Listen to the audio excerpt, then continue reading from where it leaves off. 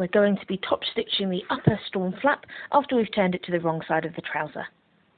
We've clipped the fabric in place, put on an edge stitch foot onto our machine and moved our needle a few millimetres to the left. Start stitching as close to the intersection of the storm flaps as you can and backstitch to secure. Continue along the seam until you reach the end of the storm flap and backstitch to secure.